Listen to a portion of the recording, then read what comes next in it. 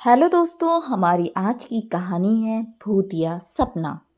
चिंटू एक 10 साल का चुलबुला और जिज्ञासु लड़का था।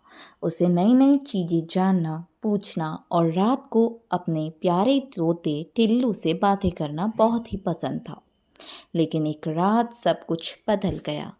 चिंटू ने बिस्तर पर लेटते हुए अपने कमरे की बत्ती बुझा दी। हल्की रोशनी खिड़की से आ रही थी। वह टिल्लू से बोला, गुड नाइट टिल्लू, और आंखें बंद कर ली। मगर आज की रात कुछ अलग थी। जैसे नींद आते ही वह किसी दूसरी ही दुनिया में पहुंच गया। अगले ही पल चिंटू खुद को एक बहुत पुरानी टूटे फूटी इमारत में खड़ा पाता है। चारों ओर घना कोहरा था। हवा में अजीब सी सर्दी और सन्नाटा पसरा हुआ था। सामने एक जर्जर स्कूल की इमारत खड़ी थी। उसके दरवाजे बिना किसी छुए खुद ब खुद चरमराकर खुलते हैं। चिंटू ने घबराकर इधर उधर देखा। मैं यहाँ कैसे आया? ये जगह इतनी डरावनी क्यों लग रही है? वह चिल्लाया, टिल्लू टिल्लू तुम कहाँ हो? अचानक धुंध को चीरता हुआ उसका तोता उड़कर आता है। लेकिन कुछ अजीब है। उसकी आंखें लाल हैं और उसकी आवाज़ पहले जैसी मीठी नहीं, बल्कि डरावनी और गूंजती हुई थी। टिल्लू, तू सपना देख रहा है, लेकिन ये आम सपना नहीं है। चिंटू, यहाँ जो होगा वो तुझे हकीकत में भी डराएगा। चिंटू का दिल जोर जोर से धड़कने लगा। वह धीरे धीरे स्कूल के गलियारों में पड़ता है। दीवारों से लाल रंग की बूंदें टपक रही हैं, जैसे खून हो। खिड़कियों पर काले हाथों के निशान हैं, जो कभी कभी खुद ब खुद हिल जाते हैं। एक दरवाज़ा खुद ही खुलता है। अंदर एक बूढ़ा बाबा बैठा है, जिनकी सफ़ेद दाढ़ी जमीन से भी लंबी है और उनकी आंखों में कोई रहस्य छिपा है। बाबा, तू सपनों की दुनिया में आ गया है बेटा। यहाँ से वापस जाना आसान नहीं है। यहाँ हर चीज़ का मतलब होता है। चिंटू ने बाबा से बोला, बाबा मुझे बहुत डर लग रहा है, मुझे घर जाना है। बाबा ने बोला, हर सपना एक सच लेकर आता है। अगर तूने इस सपने का सच नहीं जाना तो ये तुझे हमेशा डराता रहेगा।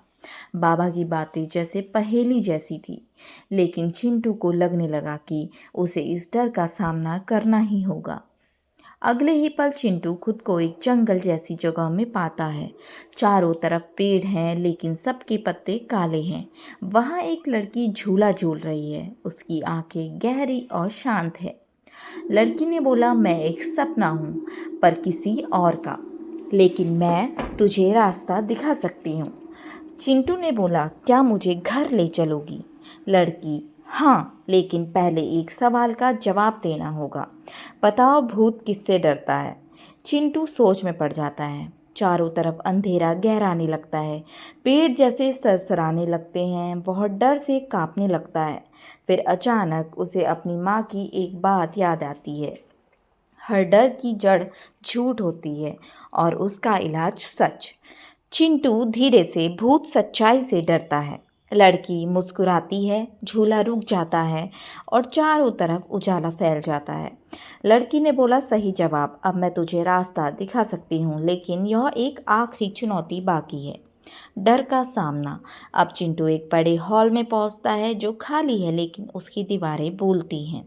पुराने डर, हार, कमजोरियाँ, और फिर सामने आता है उसका सबसे बड़ा डर, उसकी ही परछाई, लेकिन बदली हुई। वह चिंटू की आवाज़ में चीखती है, लेकिन शब्द अलग हैं। चिंटू काँप रहा था, उसकी आंखें नम थी। तभी उसे फिर अपनी माँ की आवाज़ सुनाई देती है, जैसे बहुत दूर से आ रही हो। माँ की आवाज़, डरो मत बेटा, अपनी आंखें खोलो, तू बहादुर है। चिंटू ने परछाई की ओर देखा। चिंटू ने बोला, मैं डरपोक नहीं हूँ, ये बस एक सपना है और अब मैं इससे बाहर निकलूँगा। जैसे ही उसने कहा, उसकी परछाई धुएं में बदलकर गायब हो जाती है। चिंटू की आंखें खुल जाती हैं। वह पसीने से भीगा हुआ है, पर उसका दिल अब भी हल्का है। कमरे में सब कुछ सामान्य है। टिल्लू अपने पिंजरे पर बैठा हुआ है, पहले जैसा ही प्यारा और शांत। चिंटू मुस्कुराता है, उठकर खिड़की से बाहर देखता है। सुबह हो चुकी है। सूरज की रोशनी कमरे में दाखिल हो रही है। वह मन ही मन सोचता है, सपने डरावने हो सकते हैं, लेकिन अगर हिम्मत से सामना करो तो वो हार भी जाते हैं। धन्यवाद।